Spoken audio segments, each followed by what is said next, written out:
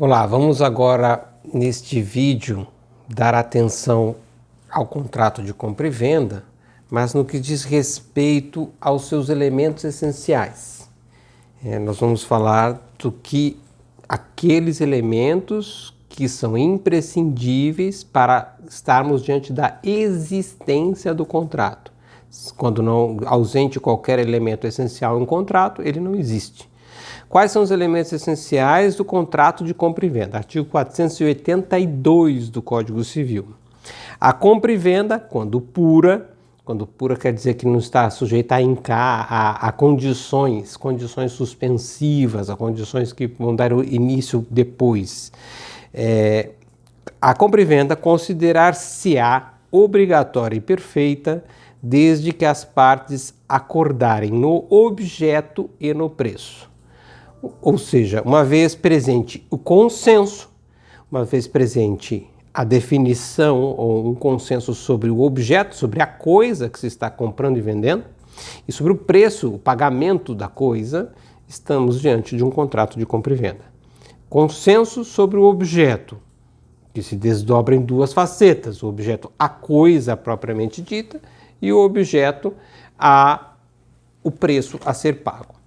Então, vejamos cada uma desses elementos. A coisa que pode ser objeto de compra e venda, pode ser coisa móvel, pode ser coisa imóvel, pode ser fungível, pode ser infungível, pode ser consumível, pode ser inconsumível, pode ser um objeto singular, pode ser um objeto coletivo, pode ser divisível, pode ser indivisível, ou seja, pode ter diversos tipos de coisas que são objeto de compra e venda. O que é importante é que este objeto de compra e venda ele esteja no mundo do comércio, que ele seja comercializável, que ele esteja no universo da alienação. Ele pode ser alienado, ou seja, não é possível ser objeto de compra e venda aquilo que está fora do comércio. Então eu não posso vender o mar, eu não posso vender o sol, eu não posso vender a lua, eu não posso vender uma praça pública, eu não posso vender aquilo que é uma área comum, eu não sou proprietário, é de comum de todos, um bem de uso comum do povo. Assim como eu também não posso vender aquilo que é objeto de um ato ilícito, aquele objeto que foi furtado, que foi fruto de um roubo, que foi de uma apropriação indébita. Logicamente que eu também não posso vender este tipo de objeto. Assim como também não posso vender aquilo que tem uma proibição de venda, aquilo que está agravado ou por uma cláusula de um outro contrato, de um outro acordo, uma cláusula de inalienabilidade, né? Ou seja, ele é inalienável. A inalienabilidade está gravada em algum compromisso anterior que tornou este objeto inalienável, ou a própria lei tornou inalienável, como é o caso, por exemplo, de bem de família, né? Aqueles bens que no artigo 1711 até lá 1722 no Código Civil são gravados de inalienabilidade em função de serem o sustentáculo de sobrevivência de uma família. Então, a coisa que será objeto de um contrato de compra e venda tem que estar no mundo do comércio, ou seja, ser alienável. Esse é o único requisito. Qual vai ser o tipo de coisa? As mais diversas possíveis se admite, inclusive materiais ou imateriais. É muito comum vocês vão se deparar com a expressão cessão de direitos quando nós estamos falando de coisas imateriais, quando a compra e venda recai sobre coisas imateriais. Agora, a cessão de um direito, efetivamente, não é diversa da compra e venda de coisas. Usa-se naturalmente, né? Fala assim, a lei mesmo, o próprio Código Civil fala em cessão de crédito, fala em cessão de cotas societárias, fala em cessão de direitos hereditários. Tudo isso é compra e venda também. Só que tem um nome específico para essas operações que a normativa optou por utilizar. Mas não se confundam, porque se dá o nome de cessão de direito que não é compra e venda. A única situação mais precisa, em que o nome cessão de direito é mais adequado do que compra e venda, é quando nós estamos falando, quando o objeto é um direito personalíssimo. Porque quando o objeto é um direito personalíssimo, em verdade os direitos personalíssimos são parcialmente alienáveis. Eu não posso alienar completamente, como é o caso dos direitos autorais. Eu posso alienar a faceta patrimonial dos direitos autoriais, mas a faceta autoral propriamente dita, que se liga ao meu direito de personalidade, isto é inalienável.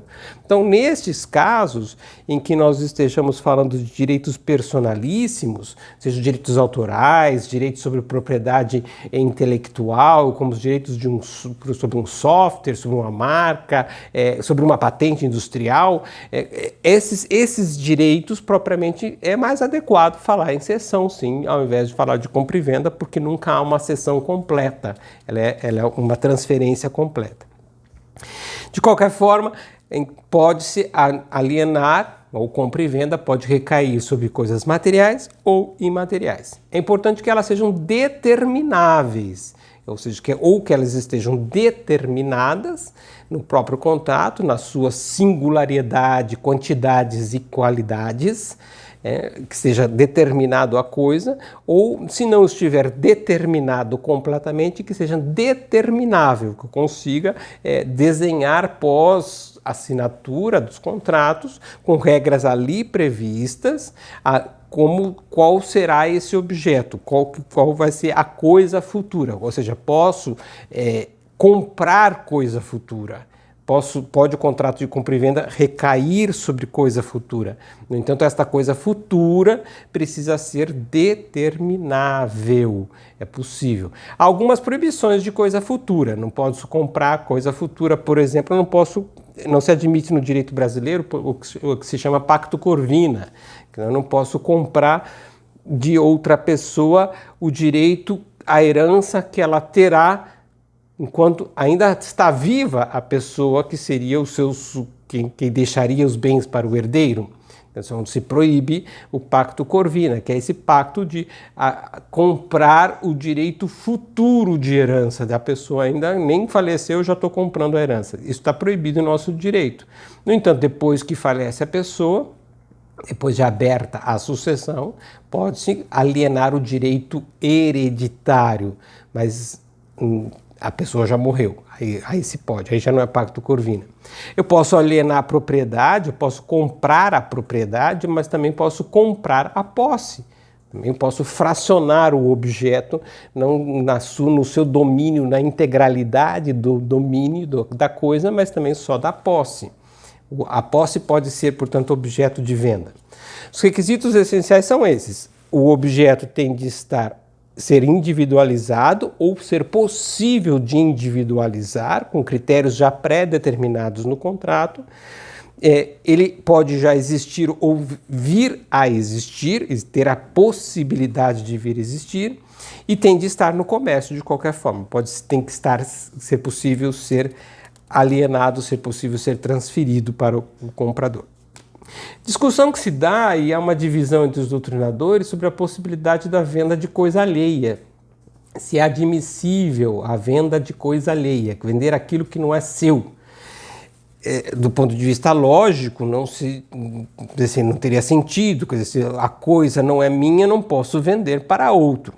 No entanto, admite-se já há bastante tempo, como quem falou, acho que isso primeiro foi Silvio Rodrigues. Silvio Rodrigues falava em que é possível pensar no contrato de coisa alheia como um contrato que nasce com uma invalidade, mas que pode ser convalidado por um ato futuro. Eu vendo o que não é meu, mas antes mesmo de ter de cumprir uma obrigação de entregar a coisa, eu compro e aí entrego. Então eu faço um ato posterior que valida aquilo, né? Assim, como se o contrato de coisa alheia fosse possível, baseado nessa lógica. Aquele que promete vender coisa que não é sua, está na verdade prometendo também comprar antes de entregar a coisa que não é sua. Assim, essa lógica é a lógica que Silvio Rodrigues já defendeu há tempos.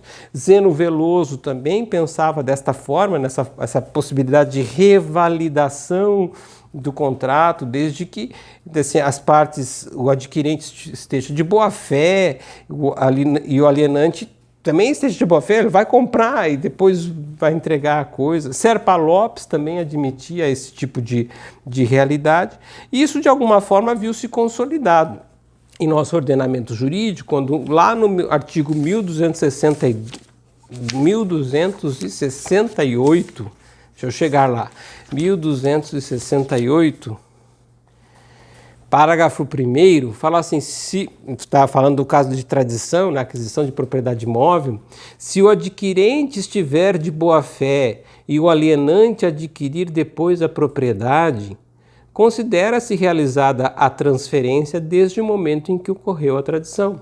Ou seja, se reconhece uma hipótese, assim, o adquirente está de boa fé, o alienante adquiriu depois, veja, a propriedade que ele vai transferir, que ele vai fazer a tradição.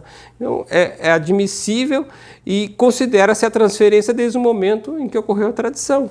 Assim, então, está efeitos, inclusive, retroativos. Seria como se o ato de aquisição posterior, não pensada no contrato, tornasse eficaz todo o contrato. Apesar disso, também tem que fazer uma ressalva importante, né? Que aquilo que se promete de coisa futura, na hipótese de legado, se ela deixar de existir, perde eficácia o legado. Então eu deixo hoje, faço um testamento e deixo hoje minha bicicleta vermelha de selinho amarelo para fulano. Assim, no dia em que eu falecer, se essa bicicleta não existir mais, foi carcomida pela maresia, ou que seja, ou eu já alienei, eu já dei para outra pessoa depois, não importa. Aquela coisa determinada, prometida, se no momento entre o testamento e depois a abertura da sucessão, que é o momento da morte, deixar de existir, perde eficácia aquele legado de coisa que deixou de existir. Se no momento da abertura não me pertencer mais, essa coisa perde eficácia o legado. Da mesma forma inversa, se eu prometer num testamento que fulano receberá tal coisa determinada, e no momento que eu estou fazendo o testamento não tenho esta coisa, mas no momento em que eu morrer eu tiver, aí sim o legado adquiriu eficácia posterior. Então é possível sim vender coisa que não é sua, deixar testamento daquilo que não é seu, e é importante então a gente desenhar essas possibilidades. Há um regramento especial estabelecido em nosso ordenamento, que também é muito importante, que é a venda estabelecida através de amostras, artigo 484 do nosso Código Civil. 483 a gente estava, no fundo, estudando até agora, né? Compra e venda pode ter por objeto coisa atual ou futura. Neste caso, ficará sem efeito o contrato se esta não vier a existir, salvo se a intenção das partes era de concluir contrato aleatório. 484. Se a venda se realizar à vista de amostras, protótipos ou modelos, entender-se-á que o vendedor assegura ter a coisa as qualidades que a elas correspondem. E ainda mais importante é o parágrafo 1º. Prevalece a amostra, o protótipo ou o modelo, se houver contradição ou diferença com a maneira pela qual se descreveu a coisa no contrato. Amostra, gente, é uma ideia de amostra grátis, é uma parcela significativa daquele produto que já está ali pronto e acabado. Amostra, como a amostra de um perfume. Protótipo é diferente, protótipo é aquele que foi construído sob medida para alguém e que é um exemplo do que virá a ser aquilo que alguém está construindo para outrem. Então é diferente a ideia do protótipo, que é de uma criação nova.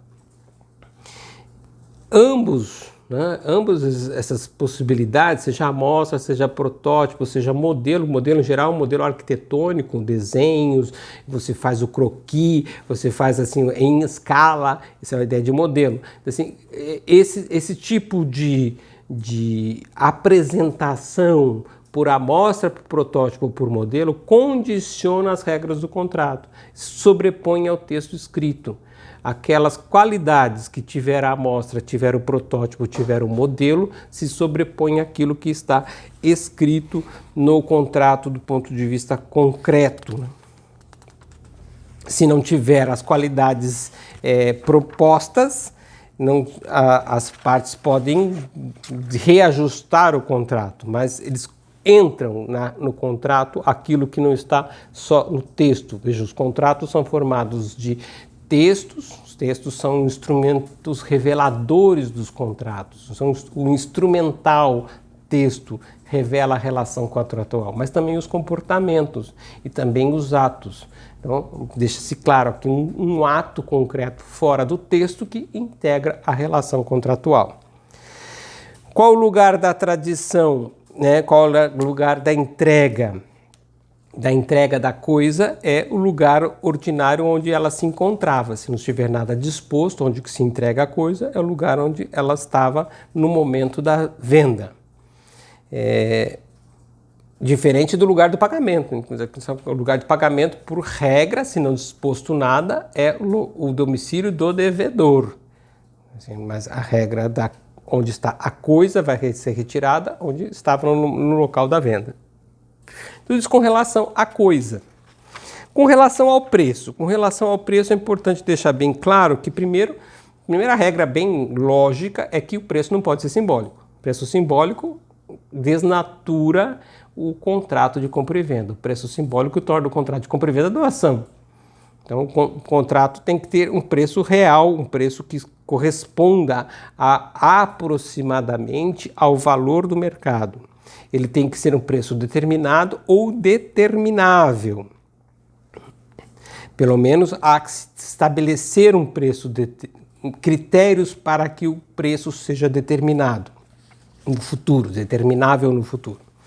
Não pode ser excessivo jamais, nós temos vários institutos, estudamos isso no semestre passado, vários institutos que impedem, o Instituto da Lesão Contratual, o artigo 157 do Código Civil, impede a excessiva onerosidade no momento do contrato, o estado de perigo, que contamina com vício de vontade o contrato, artigo 156 do Código Civil. A própria ideia da função social do contrato também elimina que seja excessivo o preço. E o próprio 478, que pensa na onerosidade excessiva que venha depois por novos fatos. Ou seja, há um arcabouço no nosso ordenamento civil para evitar que o preço seja excessivo. O preço ele pode ser substituído nem necessariamente por moeda, ele pode ser substituído por títulos de crédito. É possível e é comum nos contratos de compra e venda que seja substituído o preço, que é a entrega do dinheiro, por títulos de crédito. Se esses títulos de crédito forem pró-soluto, ou seja, que eles são independentes e eles estão colocados independentes do contrato, por exemplo, uma nota promissória. Eu assino uma série de notas promissórias para todas as parcelas de um contrato. Isso são títulos de crédito pró-soluto. Uma vez pensado, né, desta forma, o contrato já está pago. Entrego todas as notas promissórias, então já foram emitidas as notas promissórias, então o contrato está pago.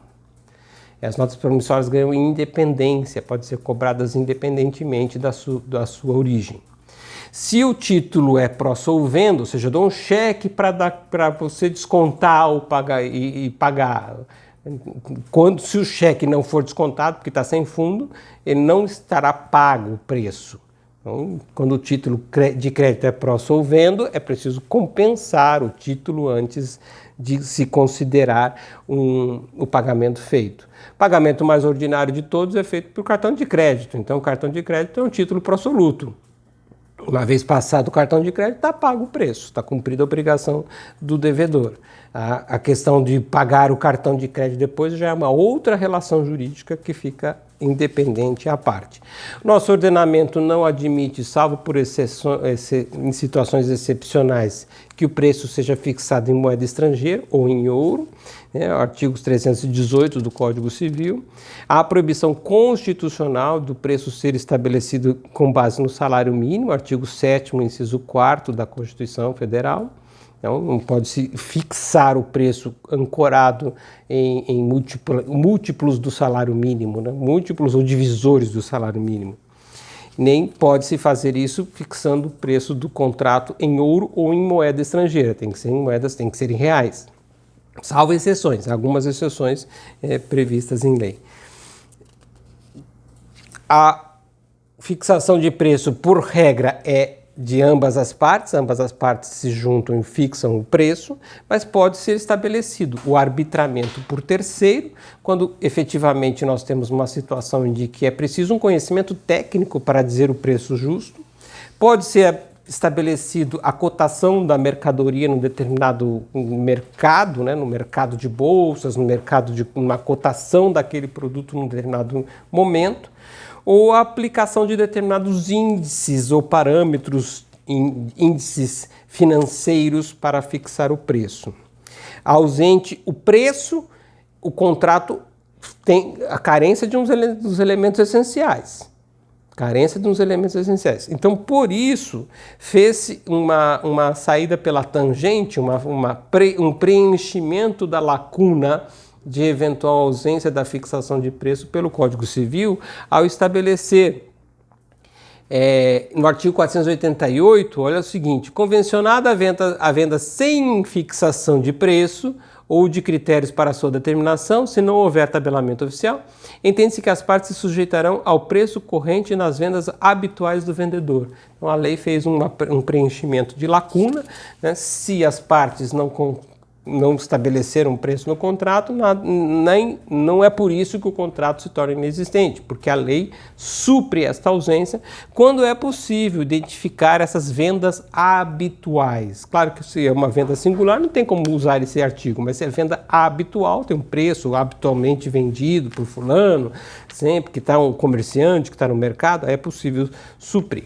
O artigo 485 do Código Civil fala da fixação do preço por terceiro. O artigo 4, que é aquela hipótese de exigir conhecimentos técnicos para fixar o preço justo. O artigo 486 fala da fixação do preço pelo mercado. Então, fixa então no contrato o dia e o lugar certo e determinado que aquela cotação do mercado vai fixar o preço.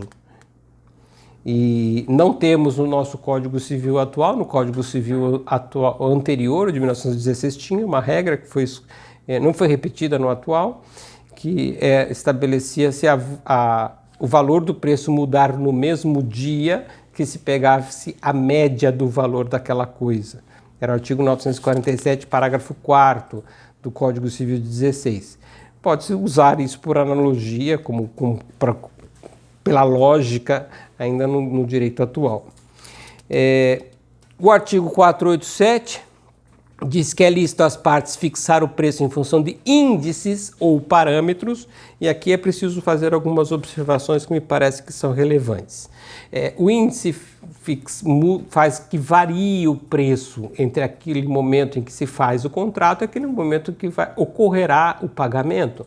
Né? Quando eu falo de execução diferida, né, execução que eu projeto para o futuro, no momento em que eu vou pagar, eu posso ter que ajustar o preço segundo índices de mercado.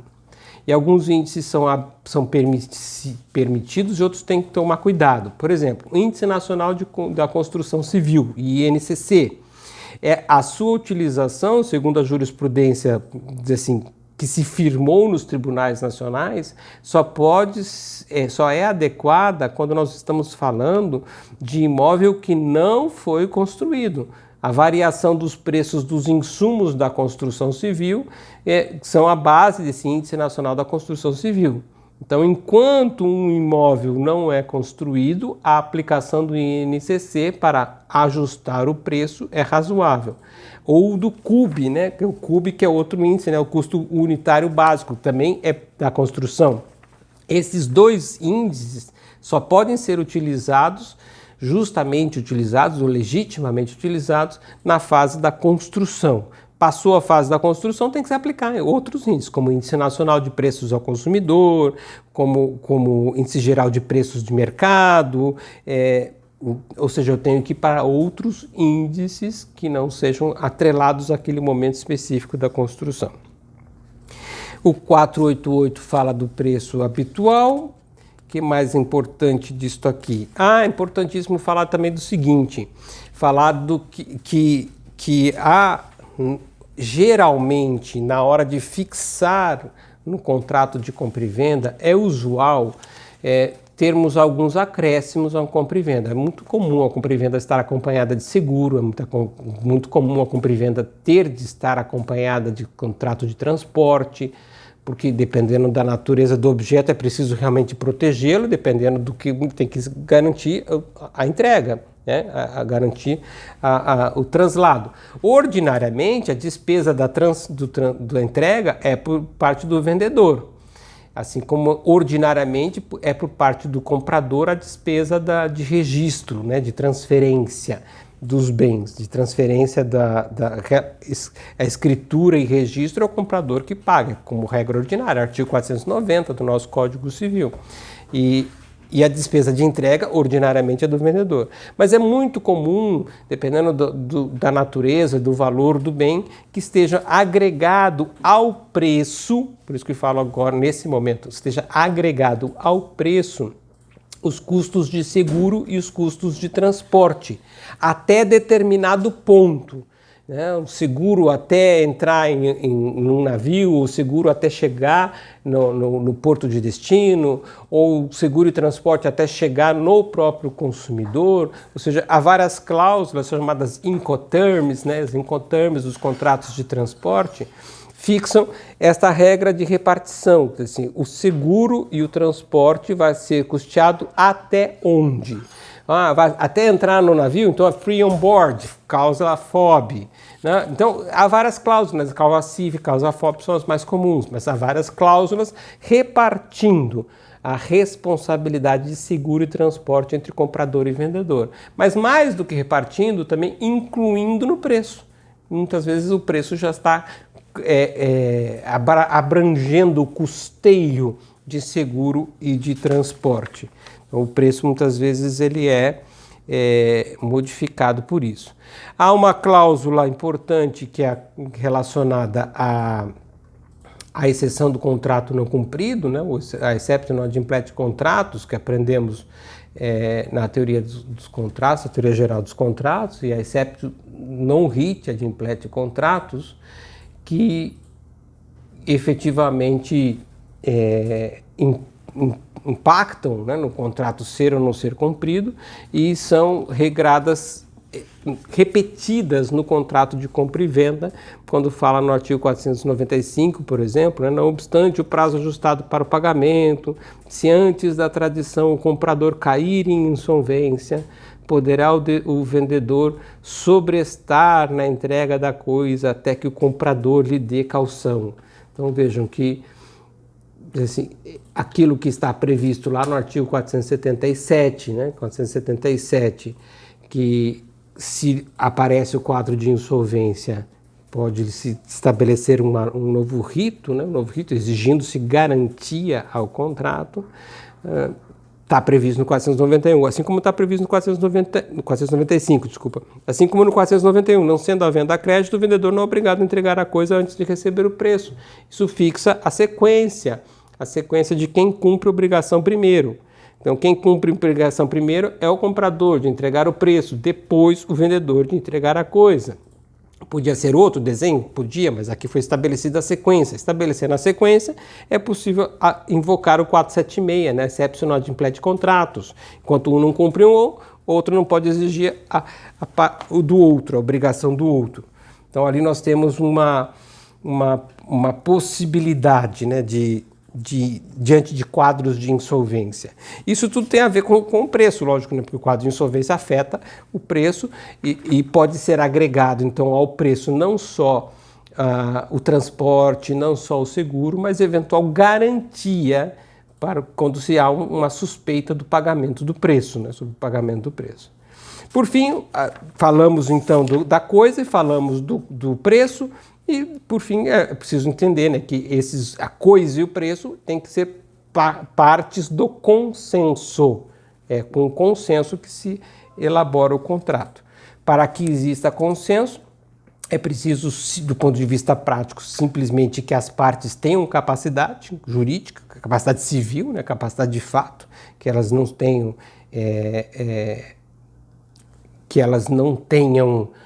incapacidade, ou que se tem capacidade relativa que estejam representadas, e entender que o consenso não impede, né, a possibilidade de pôr no contrato condições suspensivas, fatos futuros que venham a acontecer, e quando acontecer, sim, aí o contrato começa a existir. Isso não tem nenhum empecilho. Mas assim vimos os 3 elementos constitutivos do contrato de compra e venda, e que continuaremos nas próximas aulas. Até lá!